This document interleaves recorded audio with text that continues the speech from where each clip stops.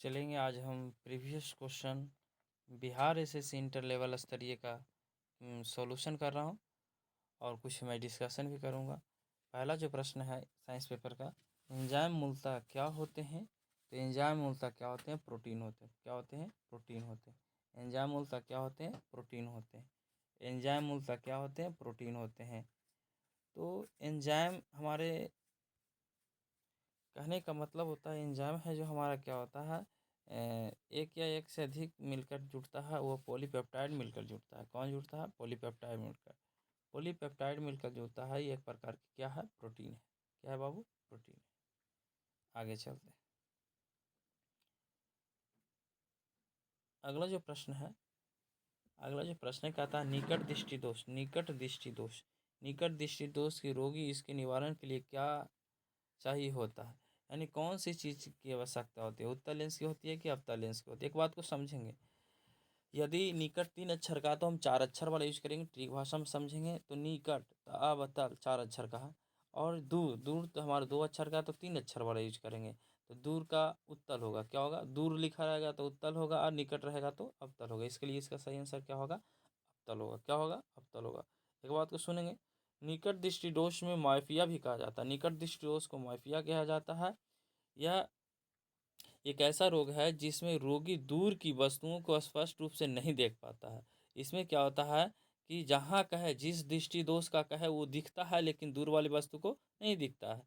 फिर क्या होता है, निकट दृष्टि दोष में नेत्र की समान फोकस करने की शक्ति के लिए नेत्र गोलक बहुत लंबा हो जाता है, और नतीजन यह दूर की वस्तुओं क्या होता है, प्रतिबिंब धुंधला दिखाई देना शुरू हो जाता है। निकट दृष्टि दोष युक्त नेत्र रेटिना के सामने दूर की वस्तु से किरणों की परिवर्तित करती है। इस प्रकार वे रेटिना के टकराते हुए धुंधले प्रतिबिंब का निर्माण करता है और विचलित होता है। ये आप लोग सब कॉपी में नोट्स करेंगे जितना हम डिस्कशन कर देते रहे। आगे प्रश्न की चर्चा करते हैं। अब देखेंगे अगला जो प्रश्न है, सापेक्षिक आर्द्रता किसके द्वारा मापी जाती है?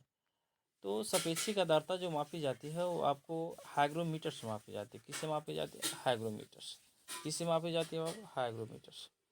सापेक्षिक जो आर्द्रता है किससे मापी जाती है? हाइग्रोमीटर से। किससे? हाइग्रोमीटर से। तो सापेक्षिक आर्द्रता को हम हाइग्रोमीटर से मापते हैं। तो और कुछ ऐसे हैं जिसको किस किस चीज़ से मापते हैं, तो हम सबसे पहले डिस्कशन कर देते हैं। जैसे एमीटर, एमीटर को हम मापते हैं विद्युत धारा से। एमीटर को किससे मापते हैं? विद्युत धारा से। एमीटर को किससे मापते हैं? विद्युत धारा से। कॉपी में नोट्स कर लेंगे। वोल्ट मीटर को क्या से मापते हैं? तो विद्युत क्षमता या वोल्टेज से। गैल्वेमीटर को विद्युत से, है ना। अल्टीमीटर से ऊंचाई से, यानी अल्टीमीटर जो होता है ऊंचाई की मापने का काम करता है। बोलोमीटर किसका मापता है? विद्युत चुंबकीय विकिरण का। और वायुदाब बैरोमीटर, वायुदाब बैरोमीटर का। ये सब कॉपी में नोट्स करेंगे। सुनेंगे हम थोड़ा सा हाइग्रोमीटर की चर्चा कर देते हैं। अपेक्षिक आर्द्रता मापने के लिए प्रयोग किए जाने वाला उपकरण क्या होता है? हाइग्रोमीटर। यह हाइग्रोमीटर एक उपकरण है। इसका उपयोग वायु मृदा सीमित स्थानों पर जल वाष्प की मात्रा को मापने के लिए किया जाता है। ठीक है, आगे प्रश्न की ओर चलते हैं। नेक्स्ट प्रश्न देखेंगे। आप लोग कहिएगा तो पीडीएफ भी बना के भेज देंगे। आप लोग कमेंट में ज़रूर बताएंगे कि पीडीएफ भी चाहिए, तो हम पीडीएफ भी बनाएंगे। चलते हैं नेक्स्ट प्रश्न। नेक्स्ट प्रश्न कह रहा है, नेक्स्ट प्रश्न हमारे जो बोल रहे हैं और कह रहा है किस प्रकाश की तरंगदैर्घ्य सबसे कम होती है?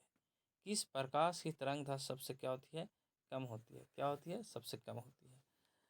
तो पहला ऑप्शन है लाल। पहला ऑप्शन है क्या? लाल। दूसरा है पीला। तीसरा है नीला और बैगनी। देखेंगे सबसे कम होगा बैगनी। सबसे कम क्या किसका होगा? बैगनी। सबसे अधिक किसका होता है? लाल का होता है। किसका होता है? लाल का होता है। कहे पूछ देगा सबसे कम किसका होता है तरंगदैर्घ्य, तो बैगनी। सबसे अधिक किसका होता है? तो लाल का होता है। एक बात और समझेंगे, बैगनी प्रकाश की तरंग सबसे क्या होती है? कम होती है। सब नोट पॉइंट्स में लिखेंगे और आगे लिखेंगे कुछ नोट्स पॉइंट्स को। श्वेत प्रकाश वर्णक में सभी रंगों का एक संयोजक होता है, यानी सभी का एक जुड़ने वाला चीज़ होता है। फिर अगला पॉइंट में लिखेंगे इसमें इंद्रधनुष के सभी रंग पाए जाते हैं। ये हमारे जो वाइट होती है इसमें सभी रंग पाए जाते हैं। सभी रंग पाए जाती है। आगे के प्रश्न की ओर देखेंगे। देखेंगे एकदम इजी प्रश्न है, आप लोग कुछ जानते होंगे भी। ऐसे बात नहीं है कि नहीं जानते होंगे। आप लोग कहिएगा कि इजी इजी प्रश्न ला रहे हैं, तो नहीं, ये सब आपका प्रीवियस क्वेश्चन है, हम तो अपने मन से तो नहीं ला पा रहे हैं, तो ये सब इजी प्रश्न ही पूछा है तो हम क्या करें। कहता है कार्य का मात्रक क्या होता है, कार्य का मात्रक क्या होता है, कार्य का मात्रक क्या होता है। पहला ऑप्शन जूल, न्यूटन, वाट और डाइन। तो कार्य का ऐसा मात्रक क्या होता है, तो जूल होता है। क्या होता है, जूल होता है। क्या होता है बाबू, जूल होता है। देखिए कुछ बातें इसको डिस्कशन में हम सुना देते हैं और बता देते हैं, आप लोग कम से कम नोट्स कर लेंगे। कार्य को किसी वस्तु या बिंदु के विस्थापन के माप के रूप में परिभाषित किया जाता है। यानी कार्य के किसी भी वस्तु या बिंदु के विस्थापन के माप के रूप में किया जाता है। ये सब पॉइंट बाय पॉइंट लिख लेंगे। फिर बल के कुछ समान उदाहरण में पृथ्वी का गुरुत्वाकर्षण की उपस्थिति में बाइक चलाना, जैसे में हम बताएंगे बाइक चलाना, ऊपर चढ़ना, किसी चीज़ के हिलाना शामिल है। ये किसकी कार्य के अंतर्गत, देखिए कार्य को डब्लू से निरूपित किया जाता है, यानी डब्लू से सूचित किया जाता है। देखेंगे हम कुछ राशियों के ऐसा मात्रा की बता देते हैं, जैसे लंबाई, लंबाई को मीटर से मापा जाता है, द्रव्यमान को किलोग्राम से मापा जाता है, समय को सेकंड से, विद्युत धारा को एम्पियर से मापा जाता है, तापमान को केल्विन से मापा जाता है और तीव्रता को कैंडला से मापा जाता है। एक हमारे पदार्थ की मात्रा होती है, उसका क्या से मापा जाता है, मोल से। किससे बाबू, मोल से। तो ये आप लोग कभी काल ये सभी लिखा करें कापी में, कम से कम ये नहीं कि बैठ के सुना करेंगे। और यदि आपको नहीं लिखा पा रहा है तो वीडियो को रोक रोक के लिखेंगे। नेक्स्ट प्रश्न की ओर चलते हैं। ये प्रश्न भी इजी है, ये भी आपका लाजवाब है, प्रश्न बहुत इजी है और इसका जवाब अपने मन से कमेंट में जल्दी करें और इसका डिस्कशन हम तब तक कर देते हैं। कहता है प्रकाश वर्ष किसका मात्रक होता है, प्रकाश वर्ष किसका मात्रक होता है। तो प्रकाश वर्ष दूरी का मात्रक होता है। किसका होता है बाबू, दूरी का। किसका, दूरी का। किसका होता है, दूरी का होता है। तो प्रकाश वर्ष देखेंगे, सबसे पहले प्रकाश वर्ष से हमें कुछ पॉइंटों को नोट्स कर लेंगे। प्रकाश वर्ष द्वारा एक वर्ष में, यानी एक वर्ष के अंतर्गत जो तय कई दूरी होती है ना, तय कई जो दूरी होती है वही प्रकाश वर्ष कहलाता है। और ये कहने का मतलब होता है खगोलीय दूरी का भी यह एक प्रकार की क्या होती है, खगोलीय दूरी का मात्रक होता है। और एक प्रकाश वर्ष में 9.461 ट्रिलियन किलोमीटर जो जो बहुत लंबी दूरी है। और लंबाई का मात्रक जो 10 के पावर -10 मीटर के बराबर होता है, जिसको एक एंगस्ट्रम के हम बराबर भी कह सकते हैं। ठीक है, आगे नोट्स कॉपी कर लेंगे। कॉपी में नोट्स जरूर करेंगे, तब आपके मुनाफा मिलेगा, कुछ फ़ायदा मिलेगा। ठीक है, सुनते जाइएगा। चलेंगे नेक्स्ट प्रश्न की ओर बढ़ते हैं। अगला जो प्रश्न है वो लाजवाब है, बहुत महत्वपूर्ण चीज़ है, ये बहुत पूछा है, बहुत बार पूछ चुका है। तो कहता है कौन सी एक विद्युत चुम्बकीय तरंग नहीं है, कौन सी एक विद्युत चुम्बकीय तरंग नहीं है। तो देखेंगे बाबू, रेडियो, अवरक्त, ध्वनि, परावैगनी। तो रेडियो भी एक प्रकार की विद्युत चुम्बकीय तरंग है, अवरक्त भी होता है, परावैगनी होता है, लेकिन ध्वनि नहीं होता, ध्वनि नहीं होता, ध्वनि नहीं होता है। तो ध्वनि हमारा क्या है, अवरक्त मन करने के विद्युत चुम्बकीय तरंग नहीं है। यदि आपको कुछ इसके अंतर्गत हम कुछ और लिखा देते हैं कुछ पॉइंट को, तो आप लोग लिख लीजिएगा, थोड़ा सा पॉइंट बाय पॉइंट करके लिख लेंगे। लिखेंगे विद्युत चुम्बकीय तरंग ईएम तरंगे के तरंग होती है। ईएम तरंगे की क्या होती है, तरंग होती है, जो विद्युत क्षेत्र और चुंबकीय क्षेत्र के बीच कंपन का परिणाम स्वरूप उत्पन्न होता है। लिखा गया। लिखेंगे अगला पॉइंट, इसमें रेडियो तरंग, सूक्ष्म तरंग, अवरक्त तरंग, प्रकाश तरंग, परावैगनी तरंग, एक्स किरणें और गामा किरणें भी शामिल है ये तरंग के अंतर्गत। अगला पॉइंट, ये सभी तरंगें विद्युत चुम्बकीय पराक्रम का भाग होती है। अगला पॉइंट, विद्युत चुम्बकीय विकिरण में विद्युत चुम्बकीय तरंगें होती है जो विद्युत और चुम्बकीय क्षेत्रों में समकालिक दोलन करती है। नेक्स्ट प्रश्न, विद्युत या चुम्बकीय क्षेत्र के आवधिक परिवर्तन के कारण विद्युत चुम्बकीय विकिरण के विद्युत चुम्बकीय तरंग की उत्पन्न होती है। ये सब कॉपी में नोट्स करते रहेंगे। गामा किरणें के कुछ कहते हैं हम बता देते हैं। परमाणु नाभिक और रेडियो सक्रियता का क्षय गामा विकिरण एवं बेधी विद्युत चुम्बकीय क्षेत्र से उत्पन्न होता है। अगला पॉइंट इसी में लिखें, इन विद्युत चुम्बकीय तरंगों को लघुत्तम तरंगदैर्घ्य होती है। और धीरे धीरे जितने भी हम सबको डिस्कशन करते चले जाएंगे, आप लोग एकदम लाइन पे बने रहें और एकदम वीडियो को छोड़ के ना भागें, अंत तक चलें। देखेंगे एकदम अगला जवाब प्रश्न है, कह रहा है फलांग नियतांक, फलांग नियतांक का मान जूल सेकंड में कितना होता है। पूछ लिया जूल सेकंड में कितना होता है, जूल सेकंड में कितना होता है। तो फलांक नियतांक का जूल सेकंड में पूछा जाता है तो कितना होता है। तो पहला ऑप्शन है 6.63 गुना 10 के पावर 34। अगला प्रश्न 16.63 गुना 10 के पावर 34। सी का ऑप्शन है 6.36 गुना 10 के पावर -34। अगला प्रश्न 6.63 गुना 10 का -34। तो फलांक नियतांक का मान होता है 6.36 गुना 10 के पावर -34। इसका आंसर क्या होगा? सी होगा। क्या होगा? सी होगा। क्या होगा? सी होगा। कुछ इसके महत्वपूर्ण पॉइंटों को लिख लेंगे, आप लोग के लिए महत्वपूर्ण पॉइंट होगी, लिख लीजिएगा। फलांक नियतांक जिसे एच के रूप में निरूपित किया जाता है, यानी फलांक नियतांक को एच से सूचित किया जाता है, एक मौलिक सार्वभौमिक नियतांक होता है जो ऊर्जा का क्वांटम प्रकृति को परिभाषित करता है और एक फोटोन ऊर्जा को उसकी आवृत्ति से जोड़ता है। लिखेंगे इंटरनेशनल सिस्टम ऑफ यूनिट में स्थिर मान 6.63 गुना 10 के पावर -34 जूल हर्ट्ज होता है, या जूल सेकंड भी लिख सकता है। आपको वहाँ पे लिखेगा जूल हर्ट्ज भी या जूल सेकंड भी, तो इसलिए आप लोग एकदम निर्भीक हो जाएं। अगला प्रश्न, अगला जो प्रश्न है बहुत जवाब है, बहुत बार पूछा है, हर एग्जामों में पूछा है, तो हम इस पर चर्चा करते हैं। कहता है अगला प्रश्न हल्दी, अगला प्रश्न जो कह रहा है कि हल्दी हल्दी पौधे किस भाग से प्राप्ति होती है? तो हल्दी आप लोग जानते होंगे, हल्दी का जो पौधा होता है, हल्दी का जो पौधा होता है वो किससे प्राप्त होता है? पहला ऑप्शन तना, फिर दूसरा जड़, तीसरा फल, चौथा फूल। तो तना से प्राप्त किया जाता है। किससे प्राप्त किया जाता है? तना से। किससे बाबू? तना से। देखेंगे थोड़ा सा हमारे हल्दी को पौधे जो होते हैं तने भाग से प्राप्त किया जाता है। पॉइंट बाय पॉइंट लिखिए। हल्दी अदरक जैसे पौधे का राइजोसोम का भूमिगत तना होता है। अगला पॉइंट, यह पौधे भारतीय उपमहाद्वीप और दक्षिणी पूर्व एशिया में पाए जाने वाले ये सभी है, ये शाकाहारी पौधा होता है। एक प्रकार की कैसे पौधा होता है? शाकाहारी पौधा। अगला पॉइंट, हल्दी पाउडर में गर्म, कड़वा, काली मिर्च जैसा स्वाद और मृदा का सुगंध पाई जाती है। चलेंगे आगे पॉइंट लिख लेंगे। पौधे के विभिन्न खाद्य भाग में उदाहरण हम दे रहे हैं, ठीक है, यानी कुछ भाग को हम लिख रहे हैं। जड़, जड़ जैसे जड़ से देखेंगे गाजर, सलजम, मूली और शकरकंद। जड़ से क्या क्या होता है? गाजर, सलजम, मूली और शकरकंद। तना से क्या होता है? आलू, अदरक, लहसुन और प्याज। आलू, अदरक, लहसुन और प्याज। पत्तियां से क्या क्या होता है? पालक, पत्ता गोभी, सलाद। चलेंगे अब नेक्स्ट प्रश्न की ओर। आप लोग जितना भी हम डिस्कशन कर रहे हैं उसको कॉपी में लिखा कीजिए, तब कुछ आपके लिए प्रॉफिट होगा। यदि आप नहीं लिखते हैं तो आप बेफोल्ट के इसको देखने से सिर्फ नहीं होगा, कॉपी में मिला मिला के लिखते रहें, क्वेश्चन लिख लें, उसके बाद नीचे डिस्कशन कर लेंगे। अगला क्वेश्चन, क्यूरी ताप निम्नलिखित में किसकी संबंधित है? क्यूरी ताप, आपको हम रेडियो सक्रियता हम जब चैप्टर पढ़ाते थे तो उसमें हम बताते थे कि क्यूरी ताप किसका मात्रक होता है, ठीक है।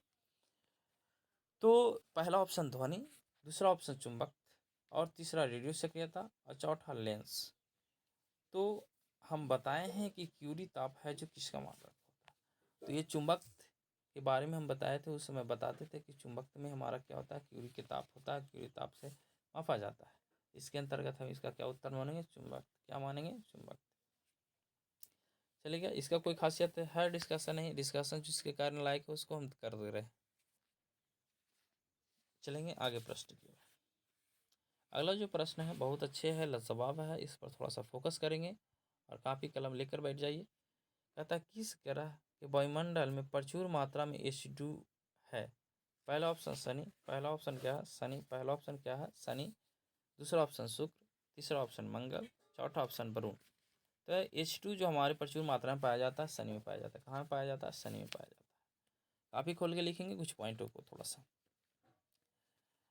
बृहस्पति शनि और बृहस्पति और शनि पर वायु लगभग 100% डाइमोटिक हाइड्रोजन होता है, H2 होता है, और हीलियम भी बनी होती है, जिसमें मीथेन, CH4 और अन्य रासायनिक यौगिक भी छोटे योगदान देता है, यानी ये सभी चीज़ उपस्थित रहता है। अगला पॉइंट कुछ लिख लें। कुछ छोटे जीवाणु ग्रह अरुण ग्रह और वरुण ग्रह के वायुमंडल के बारे में बहुत कम जानकारी है, हालांकि दोनों बृहस्पति और शनि समान माना जाता है, ठीक है। देखेंगे कुछ आंतरिक ग्रह और बाहरी ग्रह की चर्चा कर देते हैं। आंतरिक ग्रह के अंतर्गत होती है, देखेंगे थोड़ा सा। बुध, शुक्र और पृथ्वी और मंगल भी होता है। बुध, शुक्र, पृथ्वी और मंगल होता है। बाहरी ग्रह में देखेंगे दिग्गज बृहस्पति, शनि और बर्फ के दिग्गज अरुण और वरुण भी ग्रह उपस्थित होते हैं। ठीक है, चलेंगे अब नेक्स्ट प्रश्न की ओर। थोड़ा सा ये सब कॉपी में लिखा करें तब कुछ प्रॉफिट होगा। अगला जो प्रश्न है बहुत अच्छा है, लाजवाब है, और इस पर नज़र रखेंगे। और आप लोग थोड़ा सा कमेंट में लिखा कीजिए धीरे धीरे, और चैनल को नहीं सब्सक्राइब किया तो किया कीजिए। पृथ्वी की सतह का कितना प्रतिशत भाग महासागर में ढका हुआ है? तो पृथ्वी का जो भाग है अभी महासागर में 70% ढका हुआ है। कितनी प्रतिशत? 70%। कितने प्रतिशत बाबू? 70%। 70% क्या है? महाभाग में एकदम जल से जल है, और जल ही जल है मिलता है। चलिएगा, इसके लिए कुछ पॉइंट भी लिखना चाहते हैं तो लिख लीजिएगा। पॉइंट नंबर फर्स्ट में लिखेंगे पृथ्वी सतह का लगभग 70% भाग जल से घिरा हुआ है। अगला पॉइंट, यह विभिन्न रूपों से महासागरों, नदियों, झीलों, हिमनदों और बर्फ के चादरों में है। अगला पॉइंट, पृथ्वी सतह का लगभग 70% भाग जल में ढका हुआ है, और महासागरों में पृथ्वी का कुल जल लगभग 96.5% भाग है। ये सब कॉपी में नोट्स कर लेंगे। चलेंगे नेक्स्ट प्रश्न की ओर। चलेंगे, एक बात को समझेंगे यहाँ पर। NaCl में अबंध होता है, ये हम कल 12th का जब डिस्कशन कर रहे थे उसमें भी बता रहे थे। NaCl में अबंध होता है तो क्या होता है? आयनिक होता है। आयनिक होता है, कैसा होता है बाबू? आयनिक होता है। कैसा होता है? आयनिक होता है। हम कल भी बताए थे, चर्चा भी किए थे, यदि हमारे रेगुलर वीडियो वाले लोग देखते हैं तब। चलते हैं आगे की प्रश्न। अब देखेंगे निम्नलिखित में कौन प्राथमिक लकड़ी की आयु का निर्धारण करने में प्रयोग किया जाता है? आयु, लकड़ी का आयु, लकड़ी की आयु जो आ गया लकड़ी की आयु की हमारी जांच कर रहा है। तो हम किससे बाबू? C614 से। इसको हम बहुत पुराने ज़माने से हम लोग याद कर चुके हैं, और पुराने ज़माने में ही हम लोग इसको पूर्णतः रूप से याद करते हैं। तो इस पर हम कुछ चर्चा भी कर जाते हैं, कुछ मुख्य पॉइंटों को लिखा देते हैं। लिख लीजिएगा आप लोग भी थोड़ा सा। जैसे रेडियो कार्बन का निर्धारण कैसे किया जाता है, तो सम को लिख लीजिएगा। पॉइंट नंबर फर्स्ट में लिखेंगे, एक ऐसी विधि है जो जीवित जीवों को उत्पन्न कार्बन आधारित पदार्थों के लिए वस्तुनिष्ठ आयु का अनुमान प्रदान करती है। अगला पॉइंट में लिखें,